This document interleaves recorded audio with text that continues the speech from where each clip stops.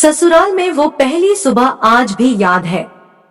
कितना हड़बड़ा के उठी थी, ये सोचते हुए कि देर हो गई है और सब ना जाने क्या सोचेंगे। एक रात ही तो नए घर में काटी है और इतना बदलाव, जैसे आकाश में उड़ती चिड़िया को किसी ने सोने के मोतियों का लालच देकर पिंजरे में बंद कर दिया हो। शुरू के कुछ दिन तो यूं ही गुजर गए।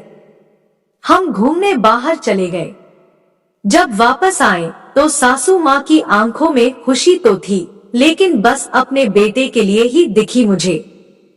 सोचा शायद नया नया रिश्ता है, एक दूसरे को समझते देर लगेगी, लेकिन समय ने जल्दी ही एहसास करा दिया कि मैं यहाँ बहू हूँ।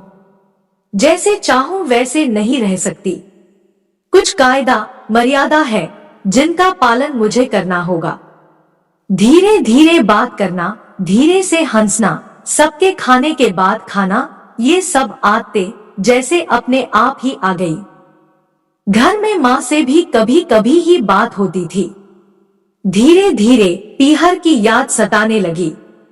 ससुराल में पूछा तो कहा गया अभी नहीं, कुछ दिन बाद।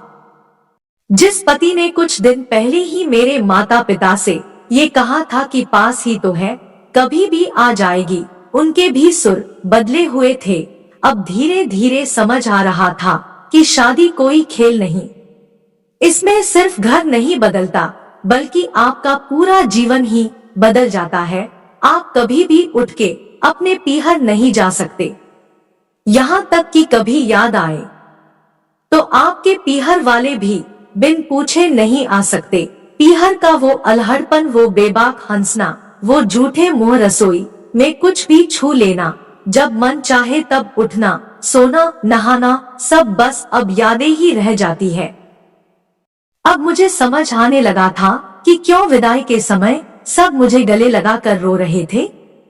असल में मुझसे दूर होने का एहसास तो उन्हें हो ही रहा था, लेकिन एक और बात थी जो उन्हें अंदर ही अंदर परेशान कर रही थी कि जिस सच से उन्होंने मुझे इतने साल दूर रखा, अब वो मेरे सामने आ ही जाएगा।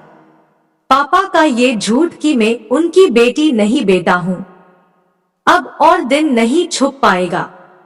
उनकी सबसे बड़ी चिंता ये थी, अब उनका ये बेटा जिसे कभी बेटी होने का एहसास ही नहीं कराया था, जीवन के इतने बड़े सच को कैसे स्वीकार करेगा।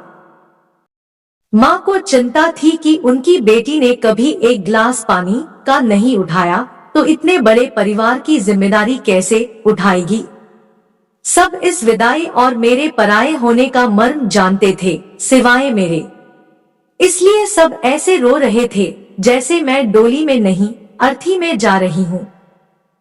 आज मुझे समझ आया कि उनका रोना गलत नहीं था। हमारे समाज का नियम ही ये है, एक बार बेटी डोली में विदा हुई तो फिर वो बस मेहमान ही होती है घर की। फिर कोई चाहे कितना ही क्यों ना कह ले कि ये घर आज भी उसका है। सच तो ये है कि अब वो कभी भी यूं ही अपने उस घर जिसे मायका कहते हैं नहीं आ सकती।